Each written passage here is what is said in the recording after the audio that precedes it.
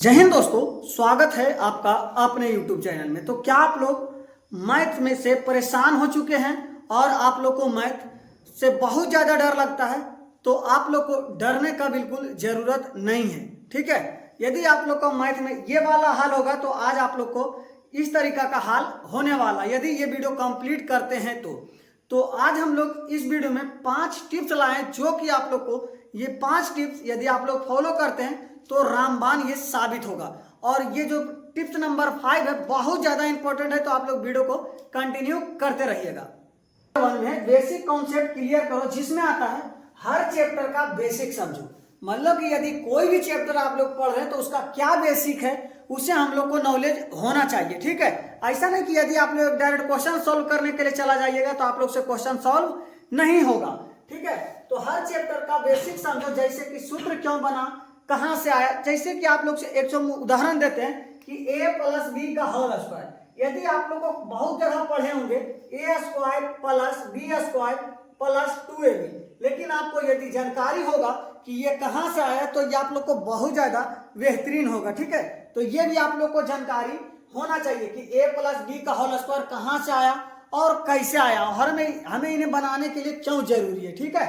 उसके बाद दूसरा नंबर बोलता है कि अगर कोई टॉपिक समझ नहीं आ रहा है तो छोटे छोटे एग्जाम्पल से शुरू करो। मतलब कि टॉपिक नंबर 1 का पॉइंट नंबर 2 में आप लोग को कहना है कि अगर जैसे आपका कोई टॉपिक हो, आपको समझ में नहीं आ रहा बड़ा क्वेश्चन में, तो छोटा छोटा क्वेश्चन लीजिए, ठीक है। जैसे कि आप लोग बचपन में पढ़ते होंगे कि 2 3 4 6 3 2 प्लस 8 9 3 2 4 6 3, इस तरीका का जोड़ आपको दिया जाता था तो आप लोग को बिल्कुल समझ में नहीं आता था।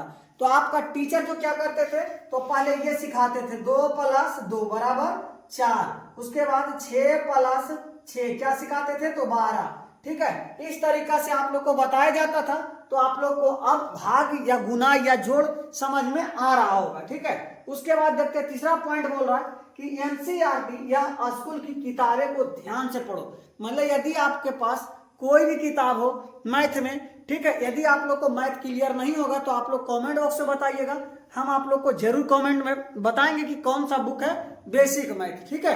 तो जैसे आप लोग को यहाँ पे कुछ किताब दिख रहा होगा, वहां से आप लोग को ये सभी बेसिक बुक है, यहाँ से आप लोग परचेस कर सकते हैं, ठीक है। तो चलिए हम लोग यहाँ तक आप लोग को टॉपिक नंबर 1 क्लियर हो गया होगा। 2 ज्यादा से ज्यादा प्रैक्टिस करो।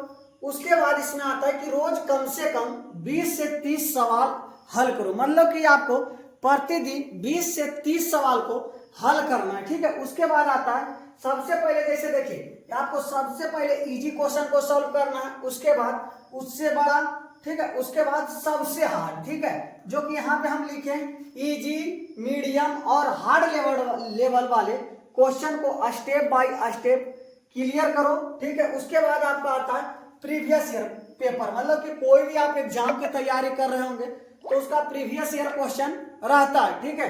तो वो वाला सॉल्व करिए प्रीवियस ईयर क्वेश्चन, और जो भी एग्जाम की तैयारी कर रहे होंगे उसका क्वेश्चन बैंक आता है, ठीक है। तो क्वेश्चन बैंक में आप लोग को प्रैक्टिस करते रहना है। इससे क्या होगा, आप लोग को मैथ बहुत ज्यादा स्ट्रॉन्ग होगा, ठीक है। तो चलिए स्टेप नंबर 3, गलतियां से सीखो। मतलब कि यदि आप गलती नहीं करते हैं तो आपको कुछ सीखने के लिए भी नहीं आएगा, ठीक है। तो मनुष्य से गलती होना भी बहुत ज्यादा जरूरी होता है।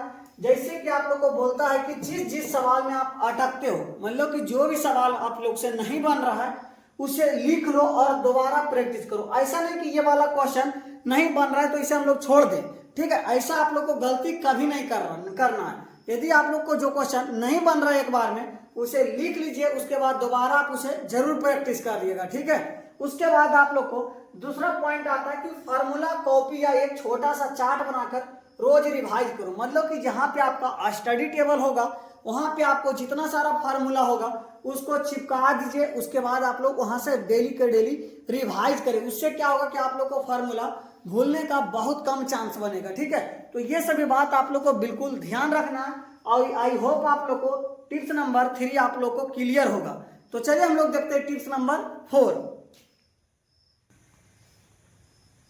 चलिए तो टिप्स नंबर 4, टाइम मैनेजमेंट। यदि आप लोग को टाइम मैनेजमेंट नहीं होगा तो आप लोग को कोई भी एग्जाम क्लियर नहीं होगा। तो इसमें टॉपिक नंबर 1 बताता है कि रोज मैथ के लिए कम से कम 1 से 2 घंटा फिक्स करो।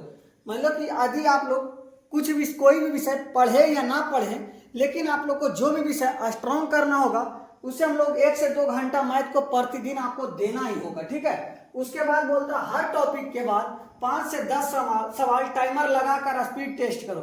जैसे कि यदि आप लोग कोई भी चैप्टर पूरा क्लियर कर चुके हैं, उसके बाद टाइमर लगाकर 5 से 10 क्वेश्चन प्रैक्टिस कर सकते हैं, ठीक है। तो आई होप आप लोग को टॉपिक नंबर 4 ये आप लोगों को क्लियर होगा। तो ये जो है टॉपिक नंबर 5 बहुत ज्यादा इंपॉर्टेंट है, तो आप लोग को बिल्कुल ध्यान रखना है। माइंड टेस्ट स्ट्रॉन्ग, ठीक है, जो कि मैथ डरने की नहीं प्रैक्टिस का सब्जेक्ट है, ठीक है। आप बहुत सारे लोग मैथ से डर जाते हैं, जो कि मैथ बिल्कुल डरने का विषय नहीं है, ठीक है। उसके बाद रोज थोड़ा थोड़ा करोगे तो कॉन्फिडेंस अपने आप बढ़ेगा। मतलब कि मैथ जो है डेली का मतलब कि स्ट्रेटजी कोई बना लीजिए, उसके हिसाब से आप लोग को मैथ को फॉलो करते चलिएगा, ठीक है। आप लोगों को कोई भी काम लगातार करते हैं तो उससे क्या होगा, बेहतरीन आप लोग को रिजल्ट हो दिखाई देने का समय आएगा, ठीक है। तो चलिए आप लोग बताइएगा कि ये वीडियो आप लोग को कैसा लगा। यदि आप लोग को वीडियो पसंद आया होगा तो वीडियो को लाइक कीजिएगा, और यदि हमारे चैनल पे नए होंगे तो चैनल को आप लोग जरूर सब्सक्राइब कीजिएगा। तो चलिए मिलते हैं नेक्स्ट वीडियो में, जब तक के लिए जय हिंद।